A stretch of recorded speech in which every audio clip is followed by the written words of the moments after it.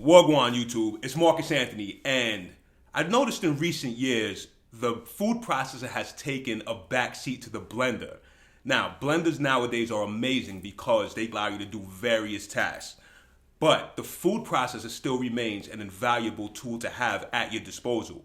It allows you to make an array and multitude of dishes and meals and make everyday kitchen tasks super simple, and being that they have wider carafes and bigger bowls, you're allowed to prep and do things right over your food processor that are a little bit more difficult to do with a blender. So today on Tips and Tools, let's highlight the food processor. Let's do it.